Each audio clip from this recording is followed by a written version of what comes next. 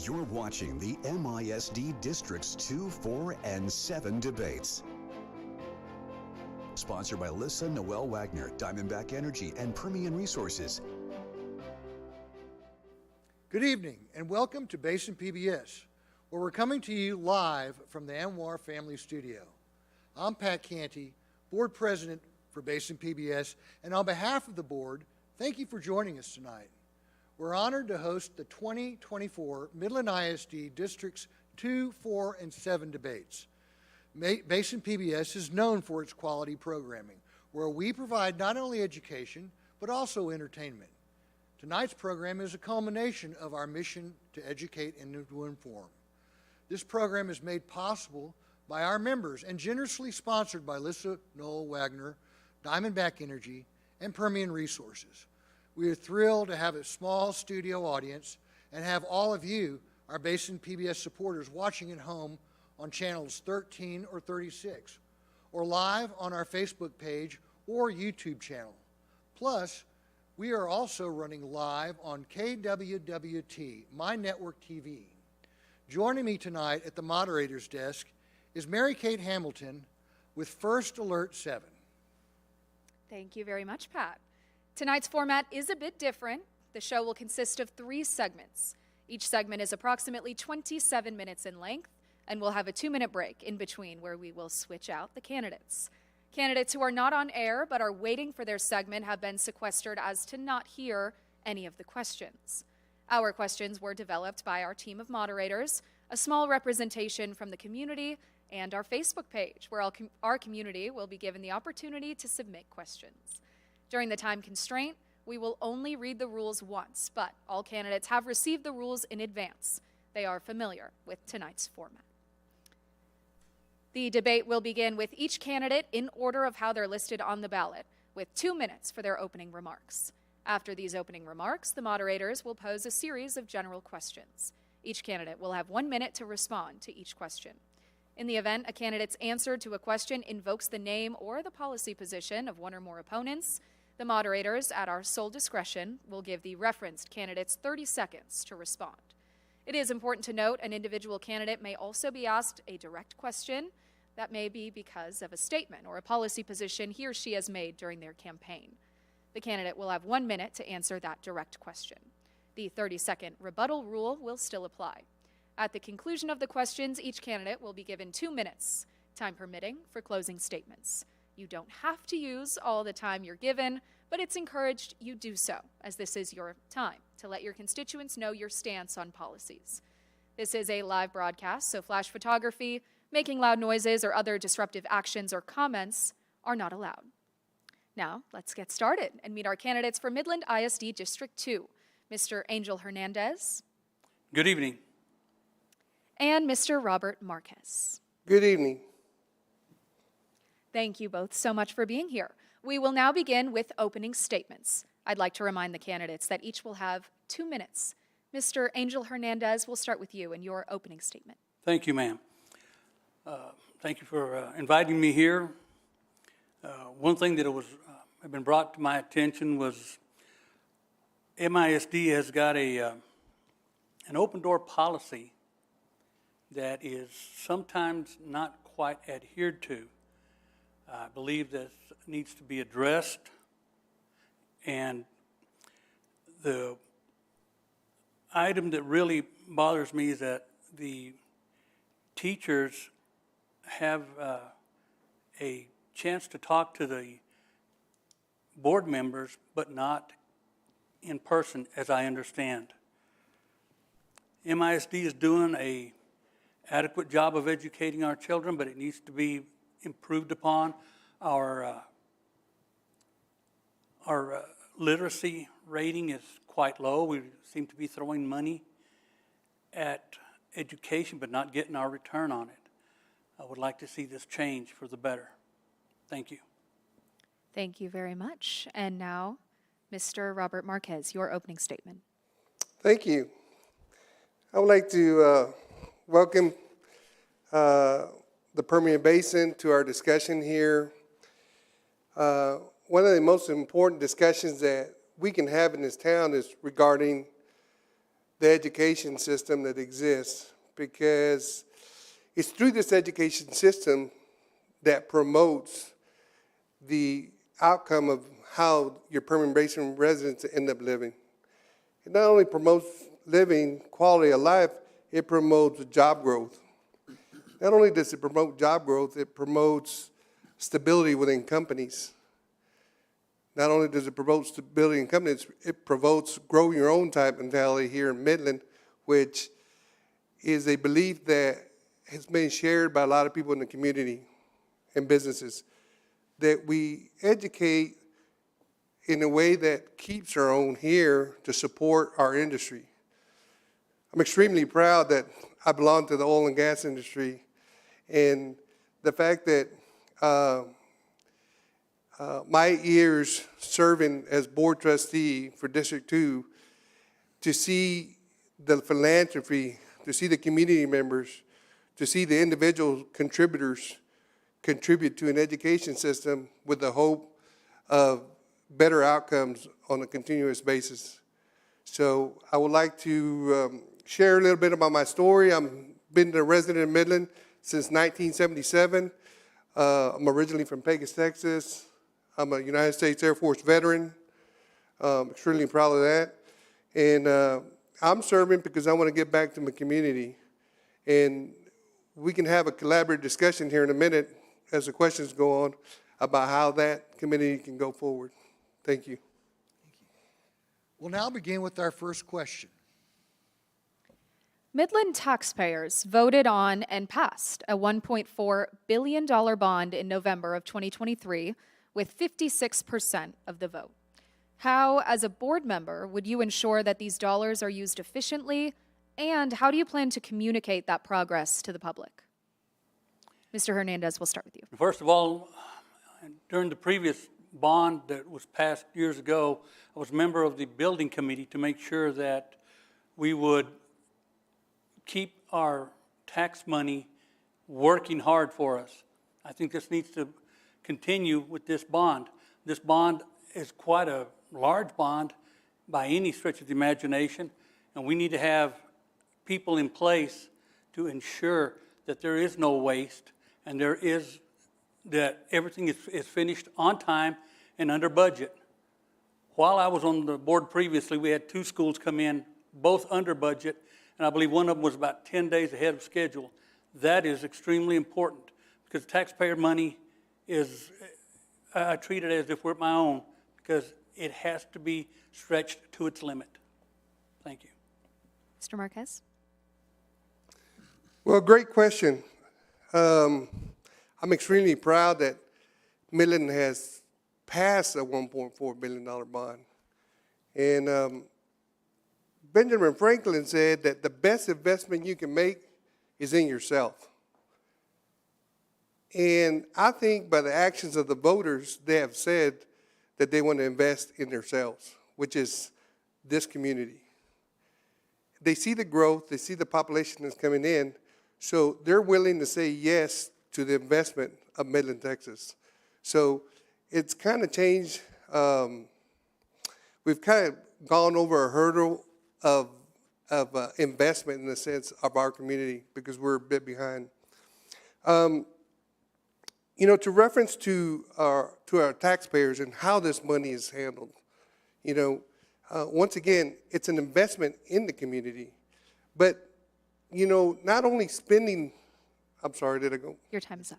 Thank you. Plans for the bond include a new elementary school, 2 brand new high schools, and the conversion of 2 existing high schools to new middle schools, all to be completed by 2028. How will the district ensure that MISD can accommodate and sustain that growth? And we'll start with you, Mr. Marquez. Yes, sir. You know, one of the things we've done prior to the bond, we went on a roadshow, and we were transparent with all our planning, future planning, and the logistics, especially the logistics as to how the students were, once the high schools are built, how they will migrate up and fulfill the seats. So lots of planning, lots of work, but one of the things we've done extremely well is communicate with our community via roadshow in the sense of explaining it as best we can publicly to anybody that'll listen to us about how that's going to transpire. Great. Thank you. Mr. Hernandez. Previously, the previous bonds that were passed were, we were told that the growth in Midland never ever drops off as far as student growth. It plateaus out. It only continues to climb. And I foresee Midland growing exponentially, especially now with the new technology in the oil field. And I believe that with that in mind, I don't think we're going to have any issues as far as the new schools, getting the good qualified teachers in there, those highly qualified teachers. That's going to be the challenge.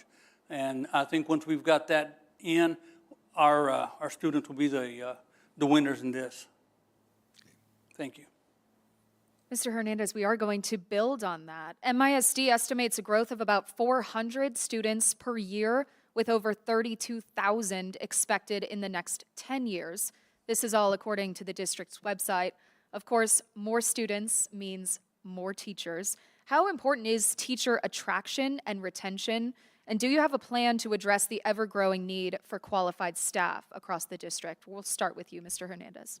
Well, first of all, you need to go out and find those teachers, those who are highly qualified, those who have a track record of success, and bring them here, show them what we've got. If it means increased salary, benefits, whatever it takes to get them here. The only winners will be our students. Regardless of what the price is, our students must be at the center of our attention. And if that's not it, we're in the wrong business.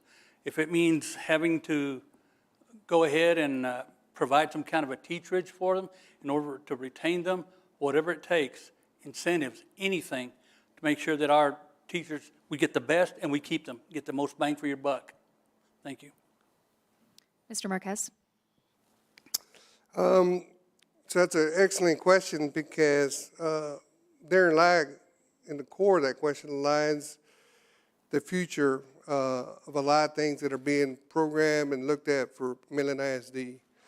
But 70 years ago, we had 24,692 students approximately. We've grown approximately 4,800 students during that time. It's about 19.5% growth in our system. So the system has grown a lot, and with that system growth, one of the ways we've gone about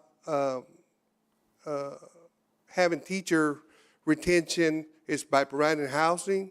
Also is by providing an accountability system that they can go online and look and see what is the end goal.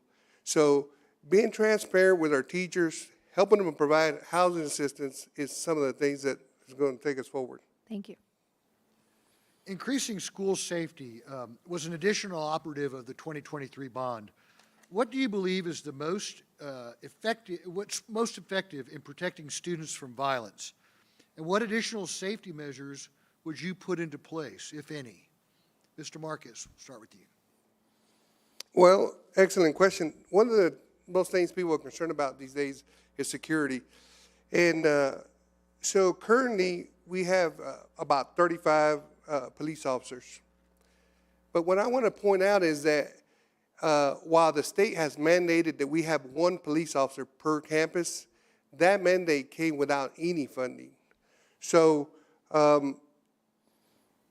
you know, regardless of the funding, we've gone and done the work of hiring the officers.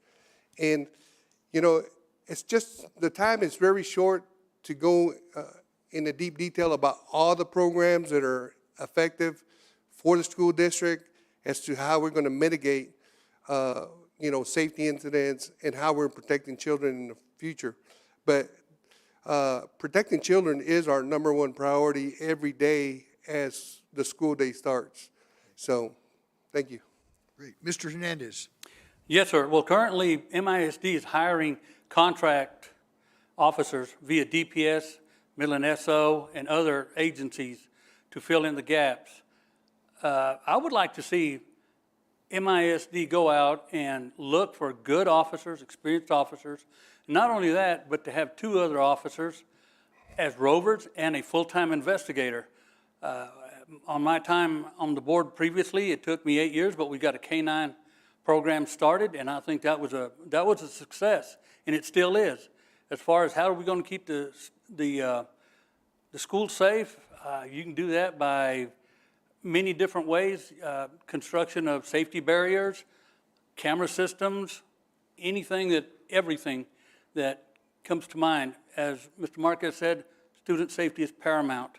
We can't just go cheap on that. We've got to go out and do the very best we can with it. Thank you. Midland ISD voluntarily released projected accountability ratings for the 2023-2024 school year. We're going to go over them right now. 4 schools received an A rating, 11 schools received a B rating, 11 a C rating, 7 a D rating, and 5 schools, I should say, an F rating, with an overall C rating for the district. What improvements do these ratings show, and what areas still need to be improved? Mr. Hernandez. Well, first of all, as I understand, MISD is lagging in mathematics and also in literacy. And as far as having 5 failing campuses, that's not sustainable. My suggestion is let's look at curriculum. Let's change things up to where we can say our schools are performing at grade level or higher. If whatever it takes to get us there, we need to get those professional infrastructures in place to where they actually, our kids will actually get a good education instead of just studying to take the STARS test. Thank you. Mr. Marquez. Great question. As I mentioned earlier, our accountability system, we started an accountability system 7 years ago, and Lone Star Governance. We took it on a roadshow. We presented the community with it. We've involved district personnel to come up with the targeted goals as to how we're going to accomplish those goals. But one thing I want to say is that when we talk about, especially when we talk about accountability, and we mentioned, obviously that there's an F-rated school, I just want our public to know that when we talk about that, we're talking about children and we're talking about educators. So one thing I will not do is talk bad about our educators, because they show up to work every day to educate our students. And, Texas has changed the accountability system over and over. So we're trying to meet that goal. Thank you. So it doesn't matter what district you go to. There's no 2 schools within a district that are the same. They're all different. They all have their own issues. And so how can MISD help bring up kind of lower achieving schools to achieve more and help assure students receive an equitable education regardless of their assigned school? Mr. Marquez. Well, I'm glad you're talking about equity and individual schools, because when I started as a board trustee, the majority of our campuses have portables in them. So when we're trying to educate a kid, we're not able to educate our children because sometimes the equity doesn't exist just because of the building. And so one thing we've done with Lone Star Governance is that we've come back and agreed to the system and the programs that be required with the professionals to say, okay, where can the movement be made and how can we make it?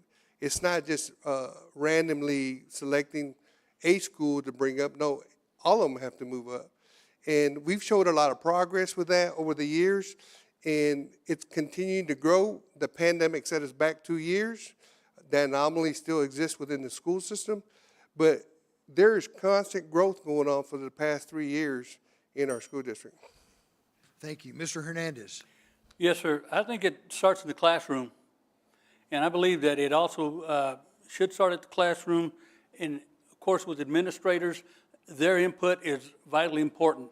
It's a two-part system. Also, we also need to get parental involvement. I know that's tough in this oil field economy because sometimes both parents are working. But we've got to come up with a system whereby we can bring those scores up where our students, where we can show measurable improvement. If what it takes is a different curriculum, so be it.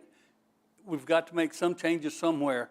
And if we're making changes for the better, stick with it. If not, let's try something else. Thank you. We have a question from one of our viewers on our YouTube channel right now. And this is really a statewide issue. The question is, what do you think will happen if school choice passes in the legislature? Mr. Hernandez? I think the first year will probably be rather chaotic, but I think it'll be actually better for both public and other schools. School choice was signed into law,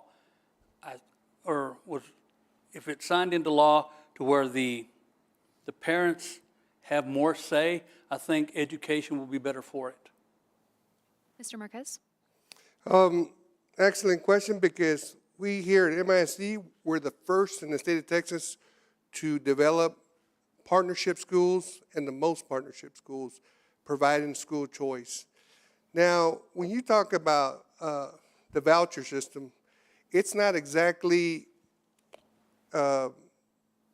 easy to talk or have talking points about it, because I don't exactly have any substances on exactly what's going to happen. But what I can tell you that's happened is that we're 42nd in the nation on funding schools in the state of Texas.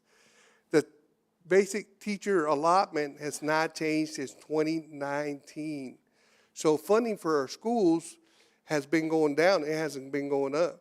So to go start another system when you can't even fund the first one you have, to me, it doesn't seem like the correct thing to do.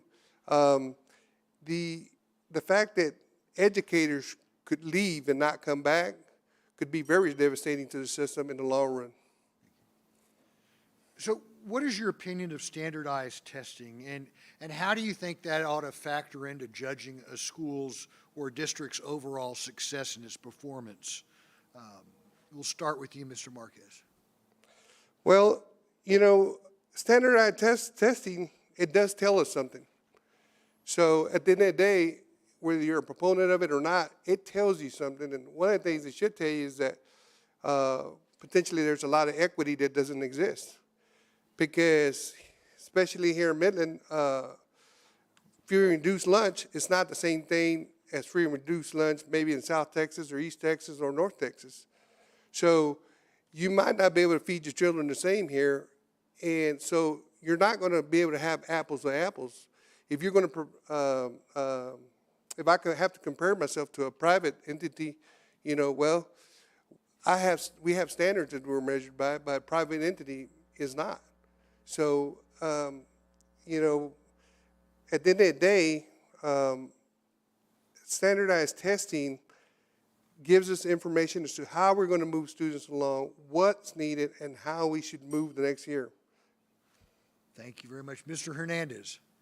Standardized testing just gives you an idea of where your students are learning. Not everyone learns the same. In my humble opinion, we need to not push the standardized testing as much as some people would like it. I really don't have a use for it, in as much as I don't have a size 12 shoe. Not everybody wears a size 12 shoe. Students learn differently, especially those from different cultures, and those who come here to the Permian Basin, because we are the center of the petroleum business. We've got people from all over the world. They have a totally different way of learning than we have here. Whereas we have kids in China and Japan learning calculus in the 6th grade, we're still trying to figure out what the least common denominator is here at MISD. But as far as standardized testing, I don't approve of it.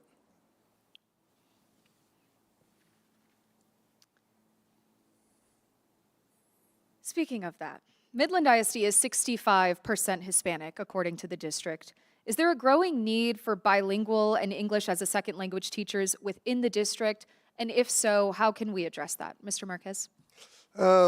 Great question. You know, that need's been going on for a long time. So bilingual education exists. You know, I think we have approximately, 40 some odd languages we speak here at Midland ISD. So, it took a while to learn the fact that you need to have someone to help the child transition from one language to the other in a bilingual setting. But once again, that requires a long-term growth process from educating students at a university to select a career and then come and teach. But it's going to be hard. It's hard to get teachers, once again, because of funding, and unfortunately in the state of Texas, we're pitting districts against each other to try to find the people that we need to do that skill set, among others. Mr. Hernandez? Yes, ma'am. We're going to be needing more and more bilingual teachers, especially Hispanic. Speaking as someone who did not speak English as a young child, I can tell you it's a challenge. And when your bilingual teachers have a complete buy-in and their job is to make the child fluent, it is indeed a challenge. You have to go out, you've got to have those teachers in place that are willing to make the decision, I'm going to help this child no matter what. As far as our Spanish speaking, we've got a great number of kids, and I've seen this myself, where they help those children who are struggling in English, helping them with their work, their homework, their speech. I think it's amazing. I think our bilingual program here is doing a pretty good job of everything. Thank you very much. All right, gentlemen, it is time for our closing statements. Each candidate will have 2 minutes for their closing statement, and we will start with you, Mr. Hernandez.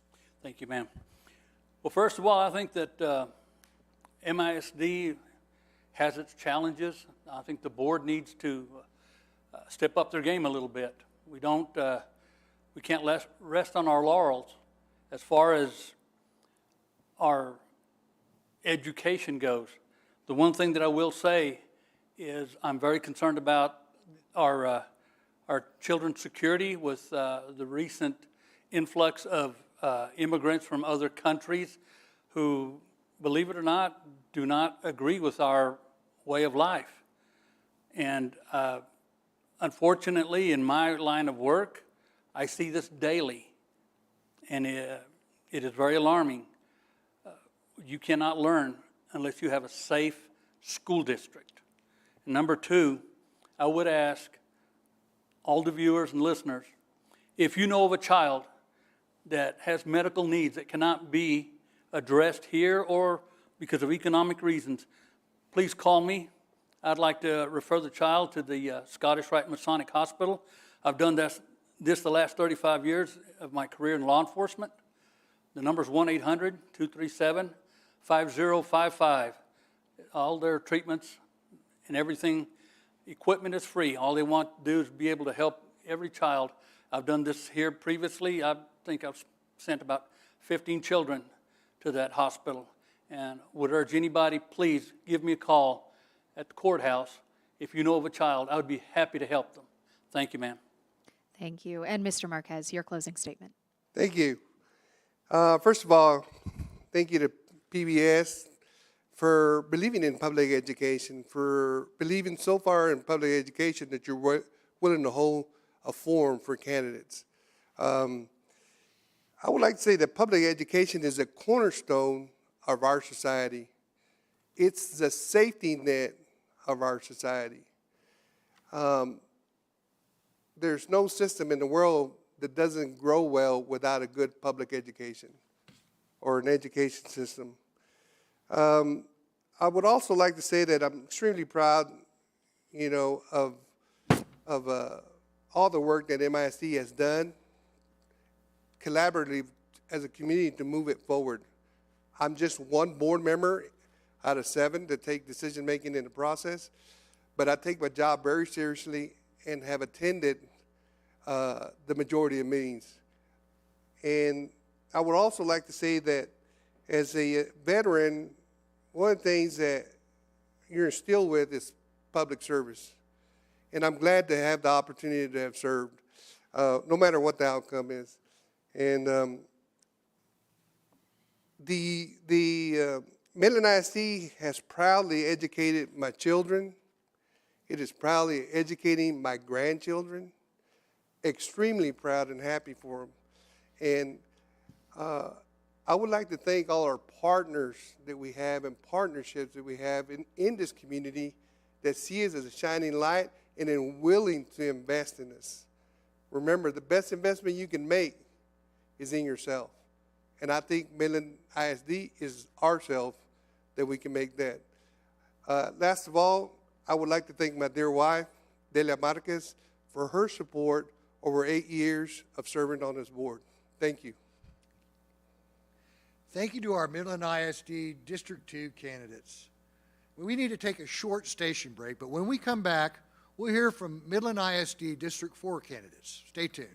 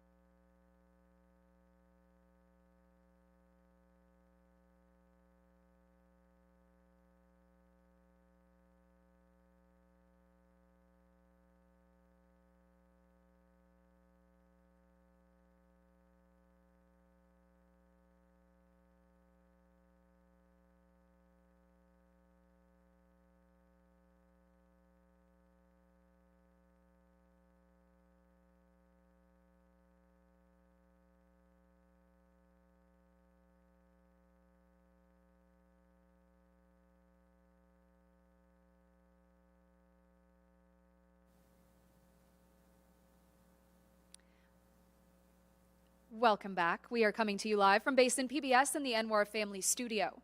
I'd like to remind our candidates that the rules, as mentioned at the beginning of our program, still apply. We will now meet our Midland ISD District 4 candidates, Mr. Matt Freeze and Mrs. Emily Staton-Smith. We will now begin with opening statements, and I'd like to remind the candidates you will each have 2 minutes.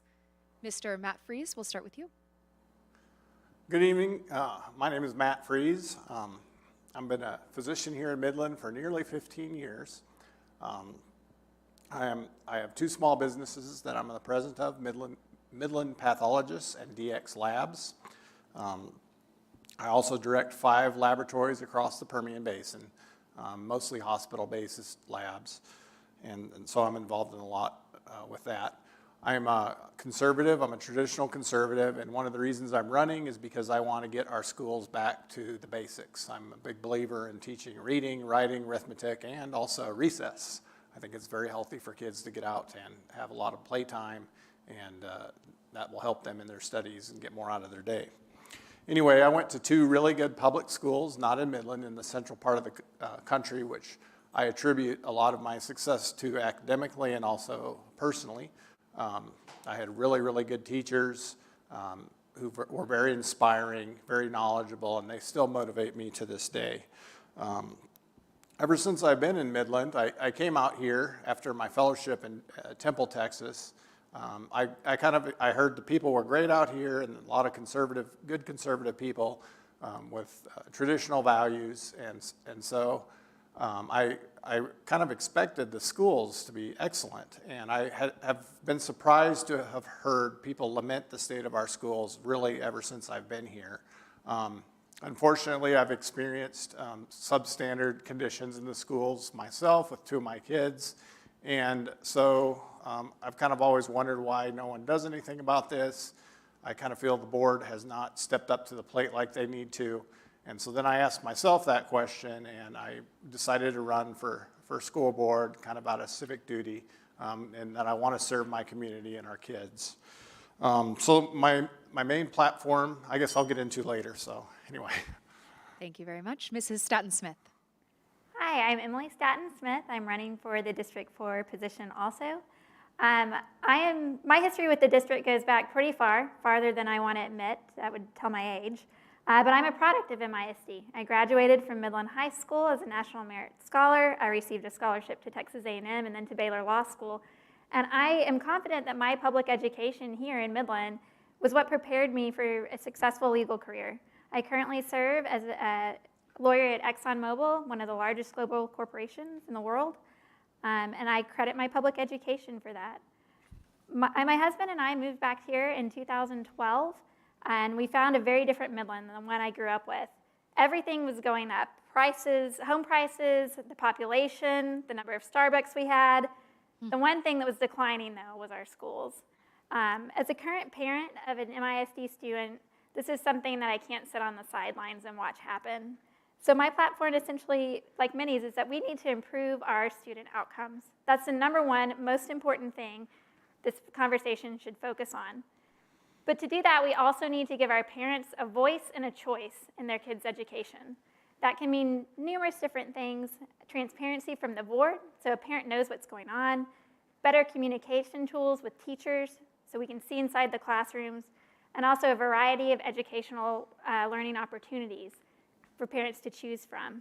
And then finally, we need to support and retain good teachers and principals. We need to make the changes that encourage teachers and principals to stay in the classroom. I think that we have had a lovely public school experience. I want to say that. I've had a very positive one with my daughter, but I know that's not the case for many people in the district. And I'm running because I want to give the good experience that I've had at a wonderful school with a good principal to all the kids in MISD. Every child deserves an A-rated school. Thank you very much. So we'll now begin with our first question. Midland taxpayers voted on and passed a $1.4 billion bond in November of 2023 with 56% of the vote. How, as a board member, would you ensure that these dollars are used efficiently, and how do you plan to communicate that progress to the public? Mr. Freeze, we're going to start with you. Well, I think we need to really hold everyone accountable, have complete financial transparency with what we're doing, where those dollars are going, make sure that we have some kind of auditing method going on. I think we need to try to add as much value into these dollars as possible. It's a lot of money. And so we need to really look at our academic return on investment to make sure that, we're spending money and we're going to get good results out of it. I think we can do that. I also would like to make sure, we're looking at the broad parts of education, make sure we're really putting a lot of money into the classrooms, allocating money to help our teachers succeed with whatever they need. Also, I think, we need to look at some of our guidance counselor resources and make sure, that whatever kids are going to do after high school, that we're putting money into things that are going to help with that. Thank you very much. Mrs. Smith? Well, right now I actually serve on the Bond Advisory Committee, so I've been hearing a lot of updates from the architects and from the team that's working on the bond. And what I've seen so far has been really impressive. I think the current board has done a great job of defeasing some of our past bond debt. And we have, I think, a financial accountability rating of A. as a board member, I'd want to continue that legacy. We get to see the budget, and if things like inflation are causing the bond to stray, we have to prioritize the necessities over the likes to have. We can ask community partners to help with some of the fancier aspects, like the sporting facilities, but we've got to prioritize the things that will actually help academic standards and teachers and safety. So plans for the bond include a new elementary school, 2 brand new high schools, and the conversion of 2 existing high schools to 2 new middle schools, all to be completed by 2028. How will the district ensure that MISD can accommodate and sustain that growth? Ms. Smith, we'll start with you. Well, I think it's hard to exactly say because it's hard to see what growth is coming, but I think that MISD just needs to keep on track. I'm going to ask you a question because I'm not sure if I understand the question. Are we saying keep on track to meet the 2028 deadline or to continue to meet the growing needs of our population? I would say a little of both. You know, Okay. stay on track, make sure you have the resources, but then how are you going to ensure that you can operate those resources effectively to benefit the students with all this growth? Well, I think first of all, we need great accountability from our board and transparency on what the costs are of this. The board is going to constantly have to watch population trends in this area to make sure that we're accounting for the new children that are coming in. Beaton Bow is building a huge new development that's going to pour more children into the north of town. And the truth is, we're going to have to watch those numbers to decide where will those children go? Where will they literally sit in a class? Does that mean, I know no one likes it, will there be portables again? Is there an area for expansion? Or will we need to start looking at another elementary school 10 years down the line? We've got to stay on top of that. We can't afford to wait. Okay. Mr. Freeze. So I also kind of echo a lot of what she said. I also think I really like a model where we have neighborhood elementaries. I really wish the bond would have kind of included more of that as a plan. I realize it didn't. So I would continue to try to build as practically as we can. You know, try to really get value for our dollars on this $1.4 billion bond.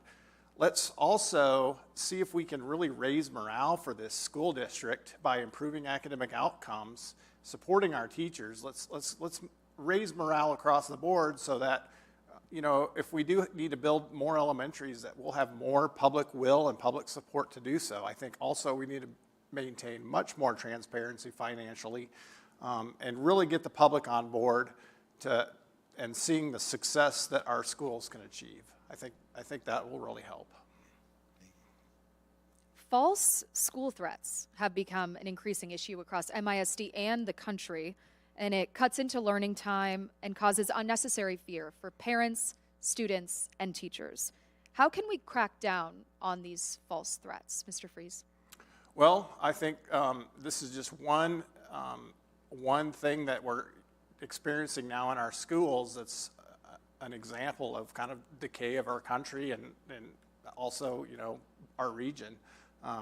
We really need to enforce discipline. We need to get discipline and order back in our schools. We need to teach our kids and train them to be leaders. I would really like to see all of our kids learn the benefits of leadership at a very early age. I think we can do a much better job in setting an example and using our kids as mentors and teaching everybody to be a mentor and not you know, kind of the bully culture that we have. And if we can, you know, really kind of teach virtue and civics more, I think we can help these kids learn the value of doing what's right. Mrs. Smith? Well, I think as far as false threats, some of that, if it's outside the district, is really in control of our police. But I know as a parent, because I received these notices, and they make your heart pause, and they're terrifying. What I want to know as a parent is that my child's school is safe, so that even if someone was threatening it, my daughter will be all right. I think we can address school safety in several different ways. I think the new schools will have a lot more safety features, but some of our existing elementary schools are still going to be more or less the same. You know, you can have the film on the windows that can help with bullets, but I think there are also things that we can look into, like technology that can be attached to cameras to detect guns at a greater distance, like are used at the border. And I think we've flirted with the idea of clear backpacks before and different things like that, where we can ensure that these weapons aren't coming on campus by a student. I think if we improve safety overall, when you get these threats, you're going to know it's taken care of. Okay. Keeping with that theme of safety, increasing school safety was an additional operative of the 2023 bond issue. What do you believe is most effective in protecting students from violence, and what additional safety measures would you put into place, if any? Ms. Smith, we'll start with you. So I think the thing that is challenging when you look at some of these shootings and things that have happened around the country is, like, we had a law passed recently. We have to have an officer on the campuses. We're meeting that, and that's fantastic. I don't know if I feel like that one person with a small gun is going to stop a weapon if it came on. And so I really do think technology can help us with this. I think cameras, I think there are softwares, and I want to see us have the top of the line, best things to protect our students. They're our most valuable asset, and we have no excuse for not getting the very best cutting edge technology on our campuses.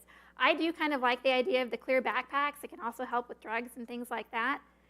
But I think in addition to violence from the outside, we have students that are in fights, and I actually like the design of, like, the bathrooms in the new bond and the hall spaces that give more room, because I think it will cut down, like, I don't know if you know, but the bathrooms are a little more open, a little more European style.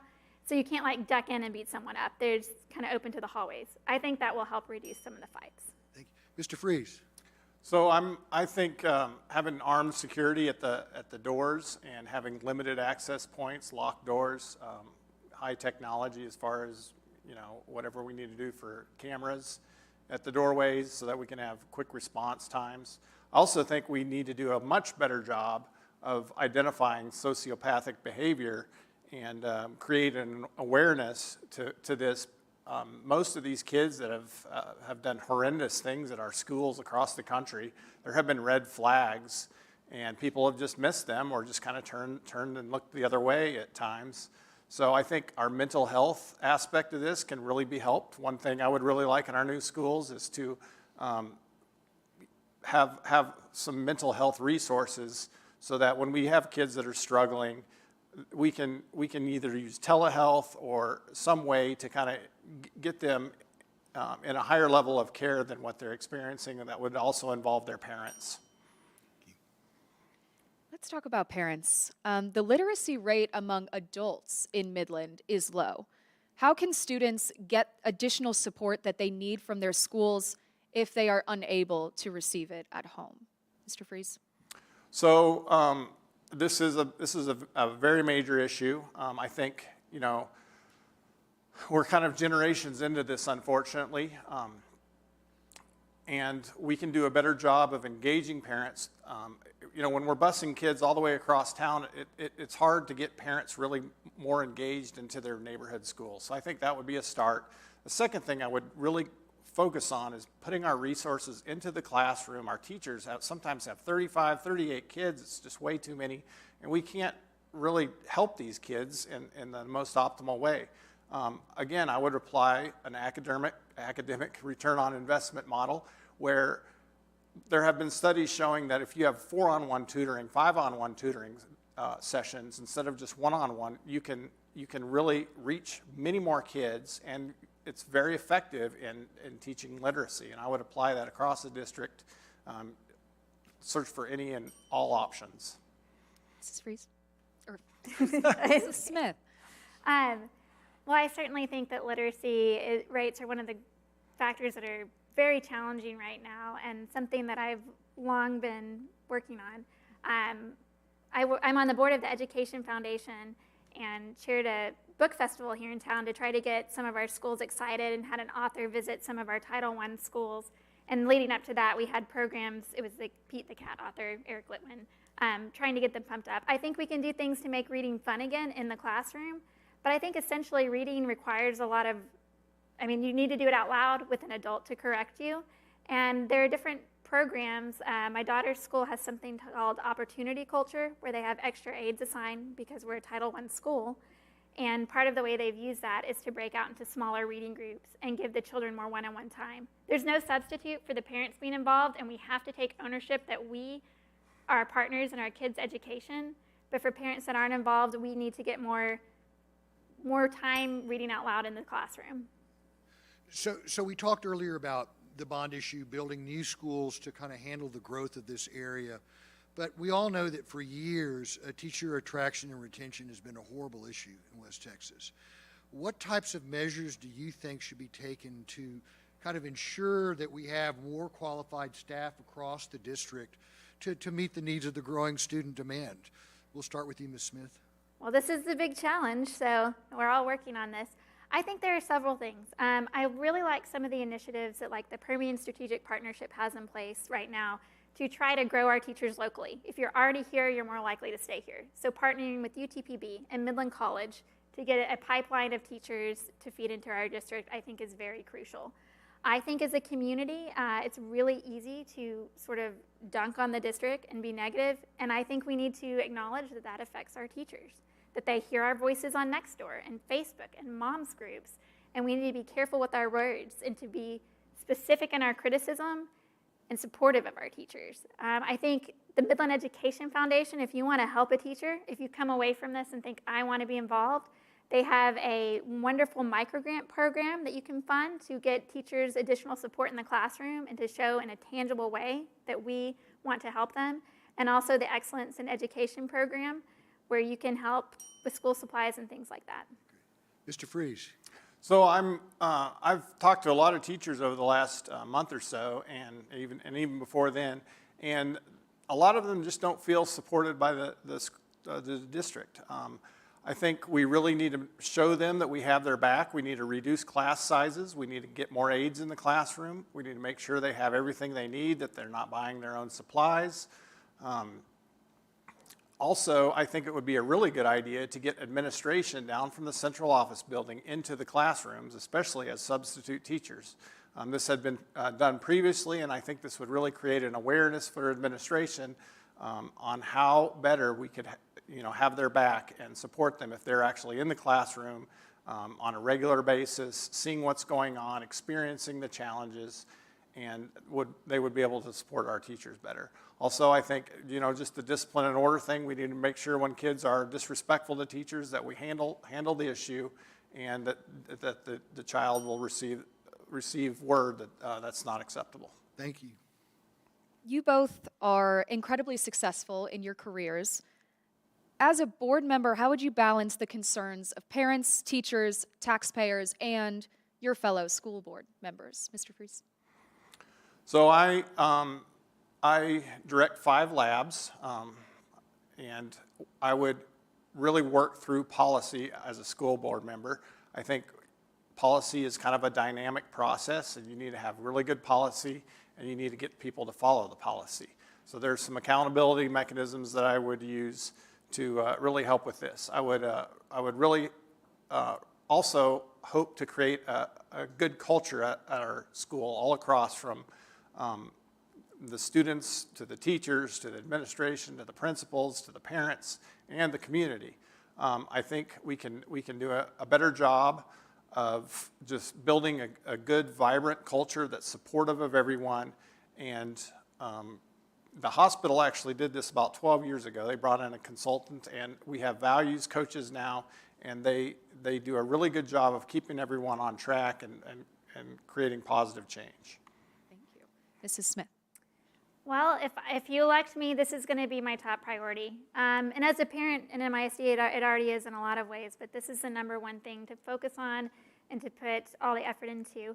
I think the way that you balance all the competing needs that you're going to face as a board member is you engage in a lot of dialogue. You engage in dialogue with your parents through different meet and greets and discussion forums. You go visit your different PTAs to hear how the parents are experiencing it.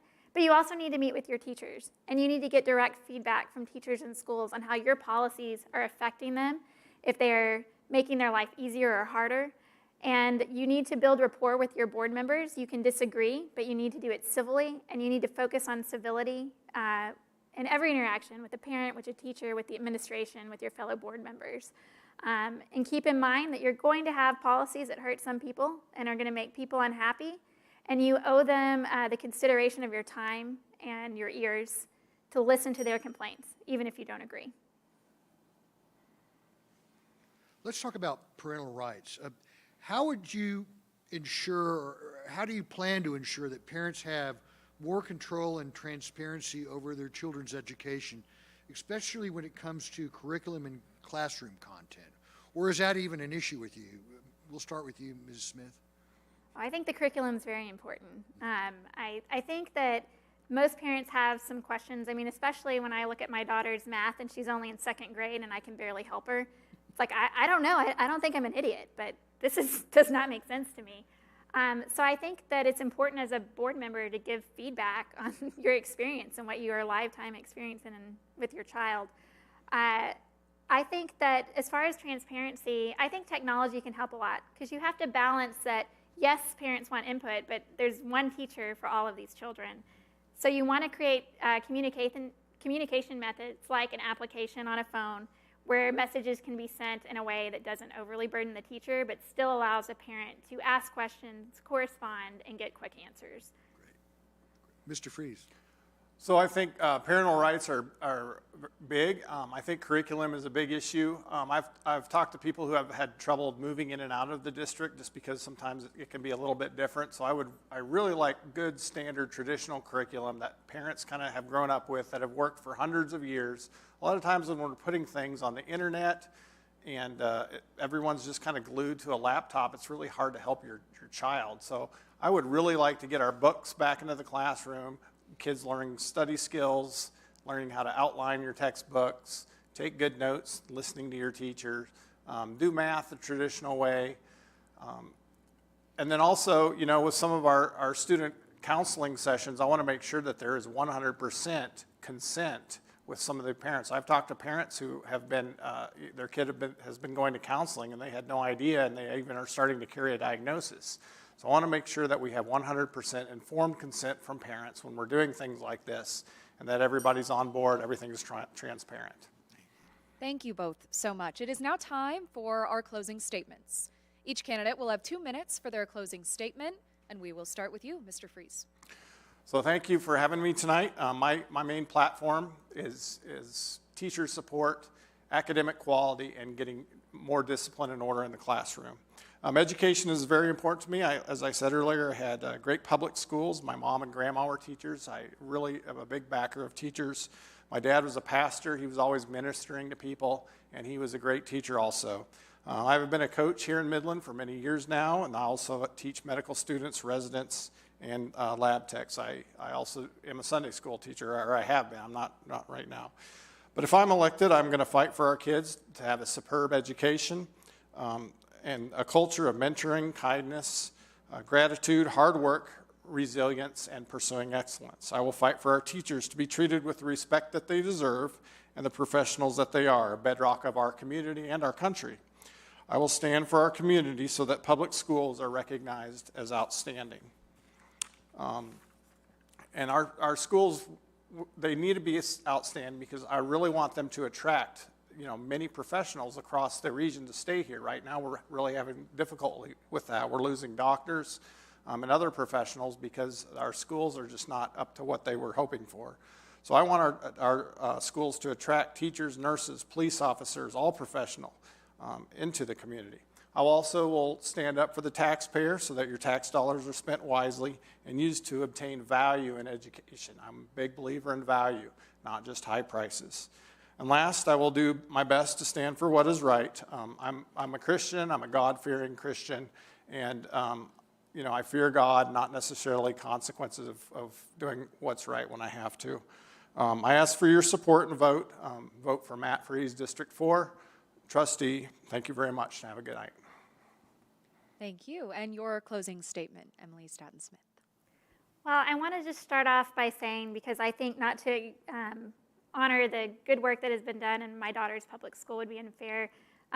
Thanks to Fannin Elementary and Mrs. Tagle, Miss Ham, Miss Byers right now have been amazing. But when I think as a mother of what it would be like if I lived in a different district and if I was at Henderson or Bunch or De Zavala, Jones or Bonham or Long where the schools are failing, how I would feel sending my daughter in every day, telling her you need to go get good grades, but the district hasn't done it for you. I struggle with that. And that's why I'm running, because every student here deserves to be in an A-rated school. We need to aim for that. We need to set our sights high. We have so many innovators in this town. We have so many people working on complicated projects, seismicity and recycled water, and we're solving things. We can solve this too. We've had good education in the past, and we can have it now, and we need it fast. We need to not make excuses. We need not to wait. And whatever we need to do to help these students now, there is such an issue if you wait until a child is in junior high to get them in a good school. Those crucial years, kindergarten, first grade, second grade, third grade, can determine whether or not a child has a successful life. Honestly, they count prison beds by the literacy rate in third grade. And we need to, if we need to charter something to get a school turned around, we need to do it. This is the most important thing. But also, as I've said before, I want to be on the board to help parents have a voice and a choice in how their child is educated. I want them to understand what's going on. I want them to feel confident in what's happening, like they have a control and a say, and they understand the board decisions. And then again, our teachers are our first line of defense, and we've got to figure out a way to retain them, to support them, and to recruit them, frankly. I've been a community volunteer for a long time. I'm on the board of the Young Women's Leadership Academy, the Education Foundation, the Bond Advisory, and Teen Court. I want to use that experience for you. Please give me your vote for District 4. I'm Emily Staton Smith. Thank you. Thank you to our Midland ISD District 4 candidates. Now we're going to take one last short station break, but when we come back, we'll hear from the Midland ISD District 7 candidates.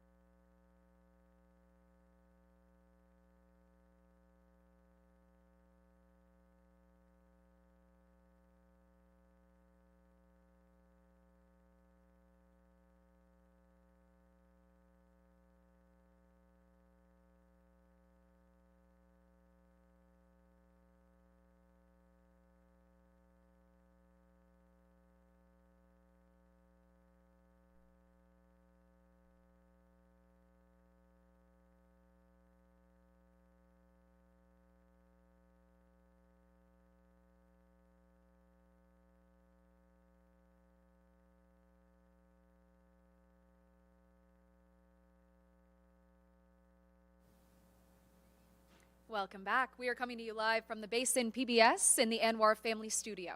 I'd like to remind our candidates that the rules, as mentioned at the beginning of the program, still apply. We will now meet our Midland ISD District 7 candidates, Joshua Gwynn and Brian Murray. We will begin with opening statements. I'd like to remind the candidates that each will have 2 minutes. We'll start with you, Mr. Gwynn. Good evening. I'm Josh Gwynn, and I'm running for MISD District 7. I would like to start off by thanking the PBS for hosting this debate tonight. I would also like to thank tonight's sponsors of the event, Diamondback Energy, Permian Resources, and Mr. Murray's employer and campaign donor, Ms. Wagner. I have lived in Midland for 37 years, and I am a product of MISD. I graduated from Lee High School in 2005. My wife, Felicia, and I have 4 children. We have a sophomore at Midland Christian. We have a 4th grader and 2 second graders at Scarborough Elementary. For the last few years, I've seen my children's schools struggle academically. As I sat back and watched continuous changes in leadership and failing grades, I told myself, we must do better. There has to be a better way. After talking to my wife, I decided now is the time to step up and be a part of the solution.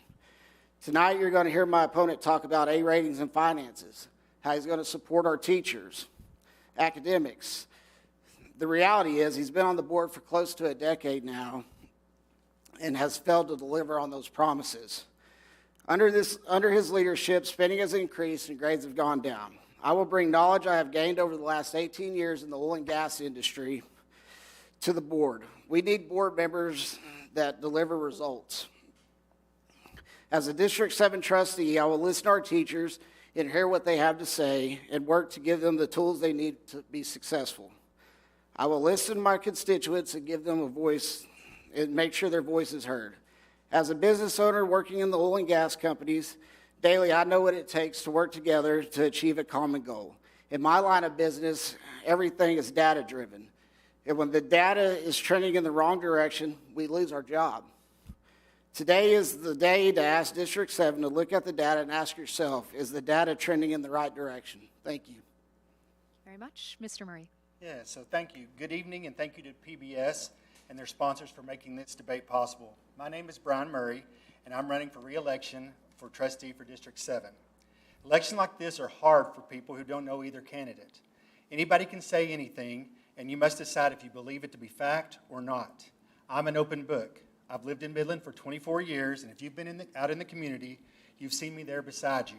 I really enjoy seeing our community succeed.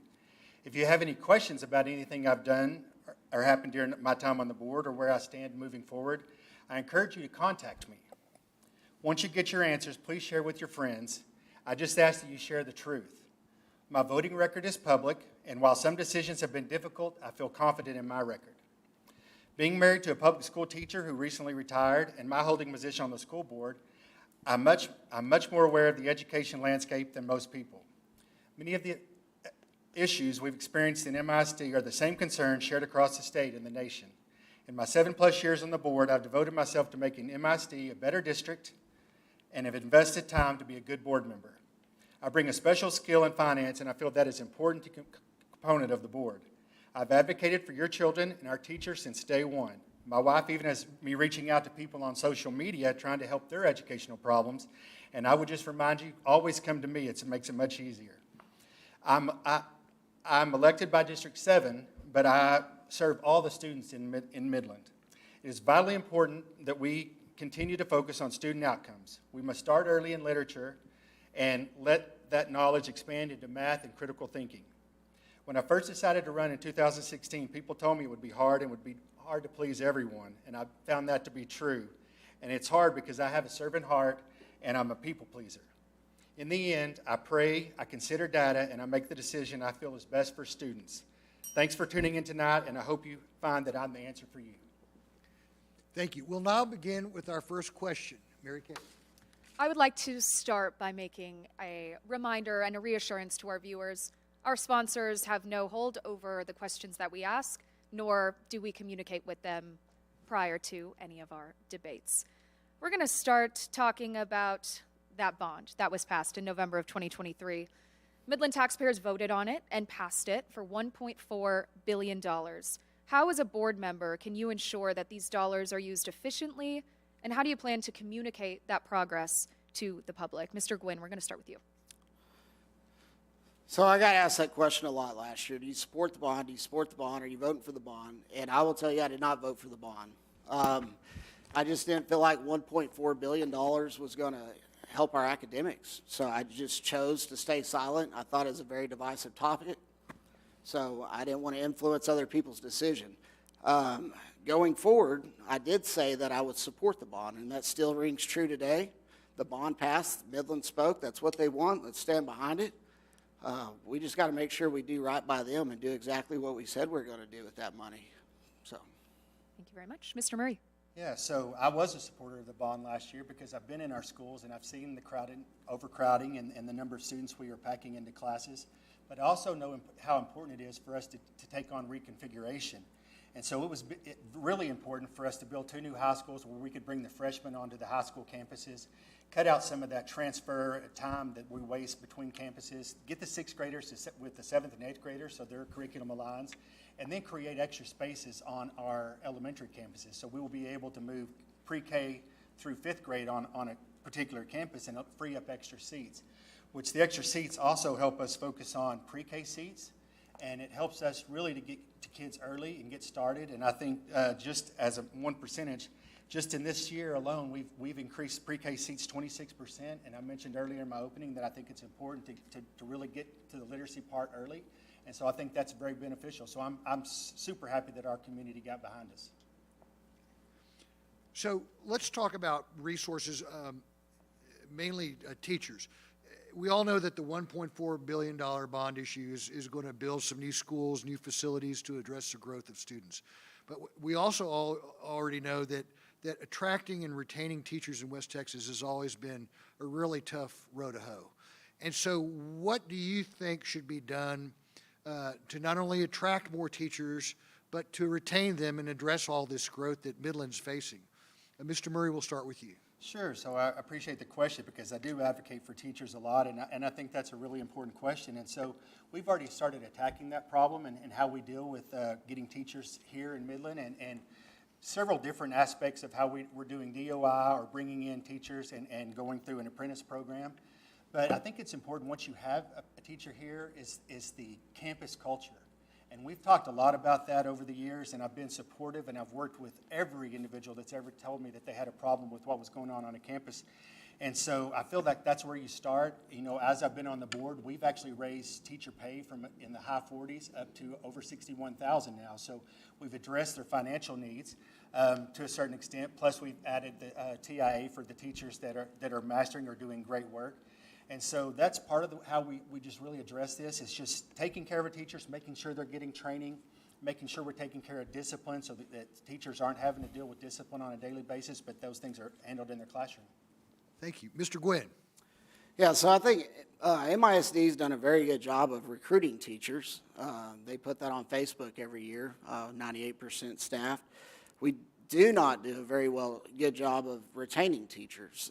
We've lost approximately 350 certified teachers over the last 3 years, and that's a problem. I mean, consistency, the only way we're going to increase our academics is by consistency. We have to lower the turnover. That's with any business. That's my business in the oil and gas. We have to tackle the turnover. And by doing that, we got to foster an atmosphere to where teachers are comfortable. We got to handle the discipline issues. Teachers don't get paid to go to school and discipline kids all day. Granted, they will have to correct them every now and then, but teachers are there to teach our kids, and we got to make sure we're giving them the tools to do that. We have a question from social media, and I'd like to ask it exactly how it was stated. What are your thoughts on hiring people who are not certified to teach? Mr. Gwynn, we'll start with you. You know, I think that's the same with every industry. You have teachers, I think as long as they're working towards it and we're giving them, we do have a hiring problem in Midland. It's every industry. We have one of the lowest unemployment rates in the state. So if we hire a teacher right out of college and they're working towards their degree, I'm okay with that. But we have to have a process in place to make sure that they are working towards that degree and certified to be a teacher. I think there's something special comes from a teacher that some people just aren't qualified to do that. You know, I think there's psychological issues that teachers deal with. I think the proper training and the resources we need for a teacher. Thank you. Mr. Murray? Yeah, so we have a lot of students or teachers in our district that are actually coming in that are degreed individuals, and they may not have a teaching certificate, but they can fit right into a classroom where they have a specialty, or they may be able to just jump right in and don't really need that certification. I do appreciate the fact that it was mentioned that there's a national shortage of teachers across the United States, and so we really have to do what we can to get teachers into the classroom. And it's important because first instruction that we deliver in a classroom is the most important. How do we get to our kids first and best? And so I think part of that is looking how we can expand district of innovation and how we get those teachers in the classroom, and then working with our MCLs and how we have MCLs standing over new teachers and how we can really address their shortages and what they see and what someone that can come alongside them and help them grow can really do. And so I think it's great that we're doing it, and it's just a much needed problem. Thank you. So in any district, it's pretty much a given that no two schools within that district are alike. They all have their different issues. They all have their different challenges. But how can MISD help bring up the struggling schools, to achieve better while ensuring that all students within the district receive that equitable chance at a good education? We'll start with you, Mr. Murray. Okay, great. So I think that is a real challenge for our teachers in the classroom because we do have to grow every student from where they currently are to the next level and grow them. And so you may have a teacher in a classroom that has some that are just barely meeting the standard to some that are really outperforming. And so how do you spend your time working with that group? And so what we've seen is some breakout sessions of how we isolate on kids that are kind of in the same category and how we meet their needs. And then you take the kids that are on the higher level and how do you challenge them? And I think that's as big an issue as the lower end is because every parent wants their student or their child to grow in their academic life. And so I think it's important that we make the effort to do it. And a lot of that, I had feedback from teachers is just how do we address kids getting moved to the next grade level that are on target? Thank you. Mr. Gwynn? Yeah, so I think it's, our demographics in Midland we have a huge widespread of demographics. We have a huge Spanish-speaking population. I think we do a pretty good job of focusing on ESL. I don't know if we have enough of them. Then the main thing is consistency. You'll hear me say that word a lot. I use it in my everyday life. It's consistency. Every school is going to be different, but our policies and procedures and the way we attack it needs to be consistent across the board to ensure every kid gets quality education. Thank you. Citizens in Midland seem to closely connect the roles of the Midland ISD School Board and the City of Midland and Midland City Council. This has most recently been an issue with Midland High School's newest location. So in your mind, how should the City of Midland work with MISD, and how are they and should they be separate? Mr. Gwynn? Yeah, so I think, we have several different taxing entities in the City of Midland. We definitely need to garner a relationship with other tax entities because everybody's kind of fighting over the same tax dollars, right? So we need a school board that works with the city. We need a city council that works with the school board. We saw it with the crossing guard situation this year. I don't believe that was a good look for either one of them. A month before school starts, we're arguing about who's going to pay for the crossing guards.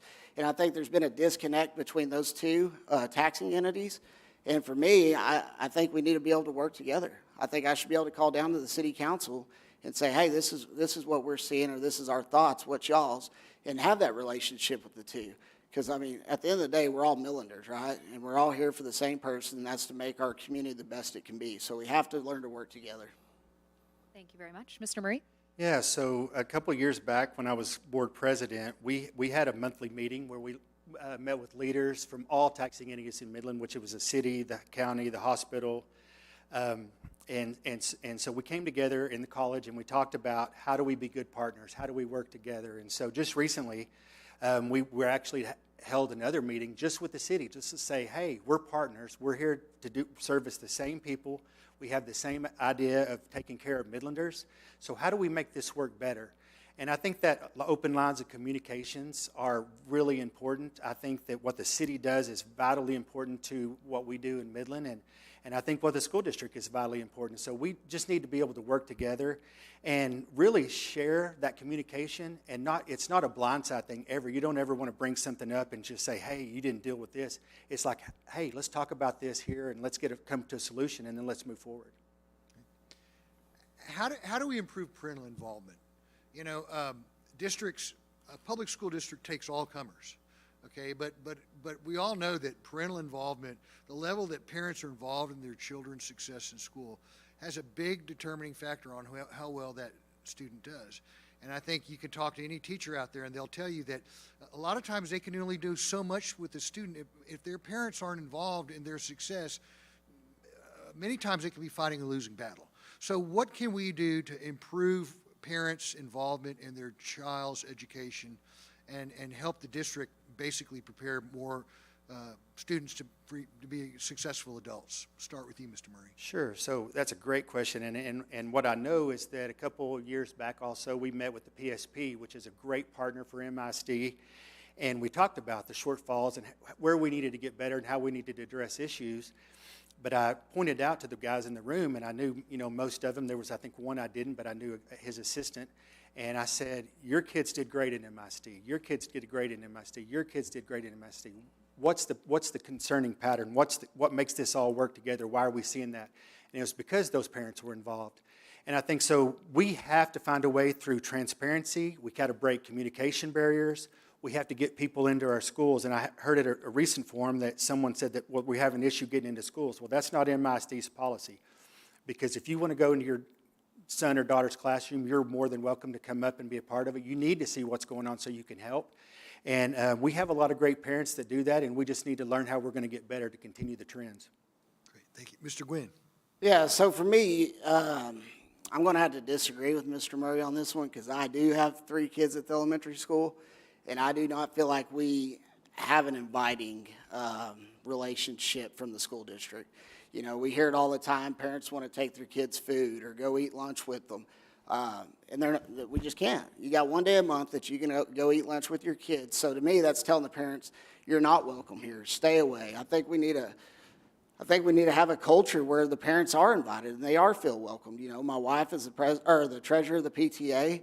I think their PTA this year has probably had the biggest enrollment membership drive that school's had in a long time.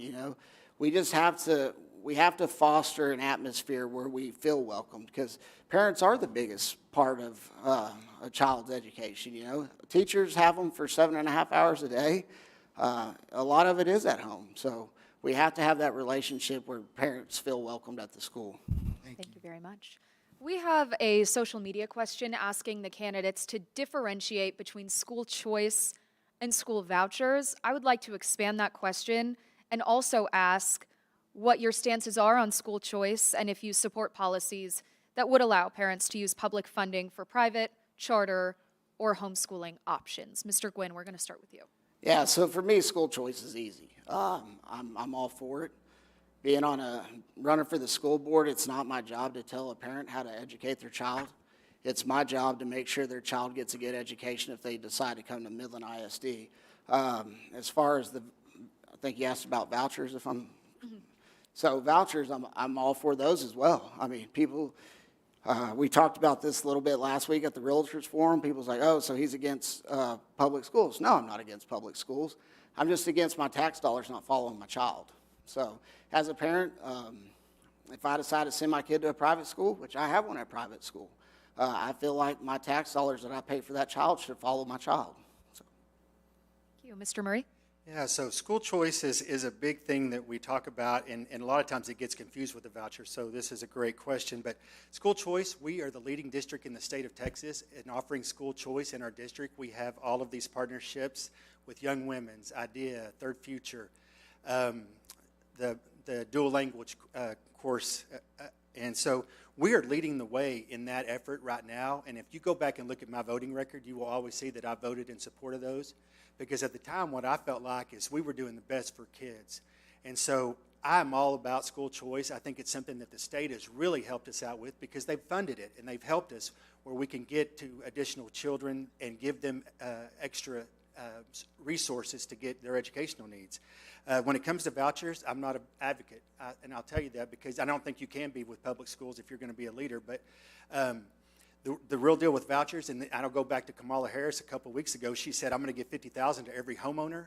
Well, what did Republicans say? And I'm agreeing with them. It's going to raise the price of houses. Same way with vouchers. It'll raise the price of education. Thank you very much, gentlemen. It is now time for our closing statements. Each candidate will have 2 minutes for their closing statement, and we will start with you, Mr. Gwynn. So, as an MISD parent, I'm tired of my children being looked at as monetary value and used as a political pawn. I am running for District 7 to bring back the values and integrity that was instilled in me as a proud Midlander. I believe all children deserve the same quality education I received at MISD. I believe our teachers are the backbone to our children's education, and we need to ensure we're giving them the tools to support them and set our children up for success. We must tackle and deal with discipline issues in our schools that prevent our teachers from focusing on academics.